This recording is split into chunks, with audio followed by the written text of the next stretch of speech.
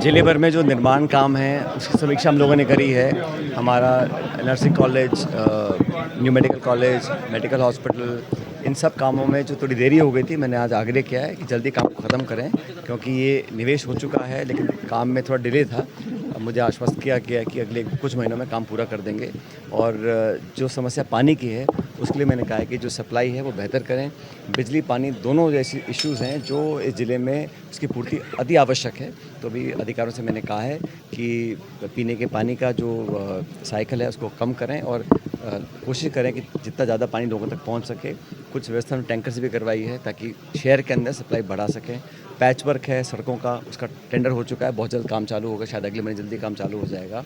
तो इंफ्रास्ट्रक्चर के काम हैं और जो हम लोग प्रोजेक्ट शुरू कर चुके हैं कई सालों से, पूरे नहीं हो रहे हैं, उस पर मैंने कहा जल्दी काम करें ताकि लोगों को सुविधा जल्दी मिल सके। और जो काम पूरे हो चुके हैं, जो गहलोत पुल का निर्माण पूरा हो चुका है, लगभग 7 साल पहले काम शुरू हुआ था। 140 रोड का पुल है, बहुत बड़ा पुल है, शायद राजस्थान में इससे बड़ा पुल नहीं होगा। वो पुल का काम पूरा हो चुका है, टेस्टिंग पूरी हो चुकी है। तो गहलोत का जो पुल है उसका जल्दी सरकारी रूप से उसका इनॉग्रेशन हो, उद्घाटन हो ताकि काम चालू हो। लोग इस्तेमाल कर रहे हैं लेकिन औपचारिक उसकी शुरुआत नहीं हो पाई है। तो मैंने आग्रह किया कि उसको भी जनता के लिए समर्पित करने का काम प्रशासन जल्द करे उसको। ये बड़ा आश्चर्यजनक काम है कि सरकार सोनम वांगचुक जी से ना तो बात करने को तैयार है, ना उनकी मांग मानने को तैयार है। और वो 20 तारीख को संसद सत्र चालू हो रहा है, वो संसद तक जाना चाहते थे अपनी मांगों को लेकर। तो सरकार बौखलाहट में, जब पूरे देश का उन पर दबाव बन रहा है, जिन मुद्दों को लेकर वो भूख हड़ताल पे थे, उन्हीं मुद्दों को लेकर पूरे देश में आक्रोश है, नौजवान उत्तेजित हैं। और कांग्रेस पार्टी राहुल गांधी भी इसी मुद्दे को लेकर सरकार से जवाब मांग रहे हैं कि शिक्षा मंत्री जी अपना इस्तीफ़ा दें। इस्तीफ़ा देने के बजाय जो व्यक्ति अनशन कर रहा है उसको ज़बरदस्ती वहाँ से उठाया गया है और वहाँ से उनको गिरफ्तार किया गया है। ये सरकार की जो काम करने का तरीका, उसका एक बहुत बेहतरीन उदाहरण है कि आप संवाद नहीं करेंगे, आप चर्चा नहीं करेंगे, आप मांगों पर ध्यान नहीं देंगे, इस्तीफ़ा नहीं मांगेंगे शिक्षा मंत्री का। और जो भूख हड़ताल कर रहा है और बहुत ही शांतिप्रिय रूप से ये हड़ताल चल रही थी, उसको ख़त्म करने का काम जो सरकार ने किया है, वो सरकार बैकफुट पर है, बौखलाई हुई है। और कहीं ना कहीं उनके अंदर डर भी है कि जो जनमानस की जो भावना है वो सरकार के खिलाफ हो चुकी है। तो इस प्रकार ज़बरदस्ती इनको उठाना ये दिखाता है कि सरकार ना तो मांग पूरी करना चाहती है और ना ही सरकार ने कोई उनसे डायलॉग किया। कोई सरकार का प्रतिनिधि आके बात करता, संवाद करता कि क्या मुद्दे को लेकर बैठे हैं, तो समस्या का समाधान करने के बजाय उन्होंने वहाँ से उनको उठाए। बहुत दुर्भाग्यपूर्ण है और सरकार पूरी तरह बौखलाई हुई है और बैकफुट पर इस बात को दिखाता है। हेल्थ तो उनकी गिरावट तो आएगी इतने दिन जब भूख हड़ताल कर रहे हैं। तो सबसे पहले काम क्या करना चाहिए कि जिस मुद्दे को लेकर वो बैठे थे उस मुद्दे पर चर्चा करते, एक संवाद स्थापित करते, उनकी मांगों को पूरा करते, वो अनशन तोड़ देते।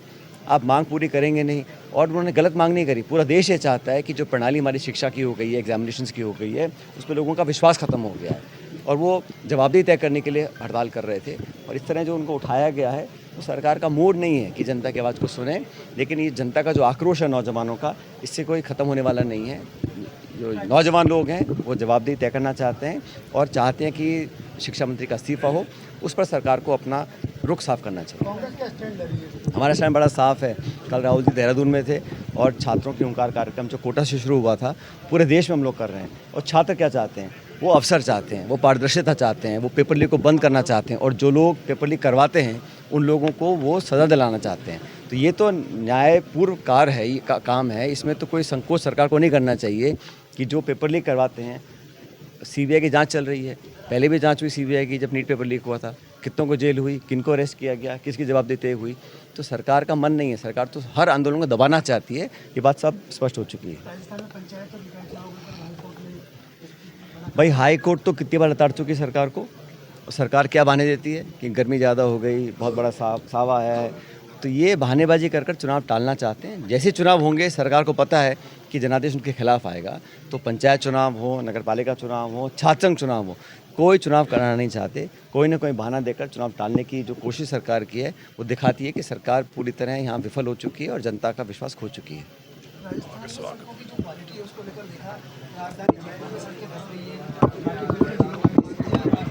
भाई अब मैं बता रहा हूँ ना आपको, शिक्षा और चिकित्सा ये दो बड़े महत्वपूर्ण महकमे हैं। दोनों में सरकार फेल हो चुकी है और सड़कों का जो निर्माण काम हम शुरू कर गए थे वो ठप पड़े हैं, पेमेंट हो नहीं पा रही, गाँव तक पैसा पहुँच नहीं रहा, तो सरकार का जो गवर्नेंस स्ट्रक्चर है उस पर विश्वास किसी को रहा नहीं है।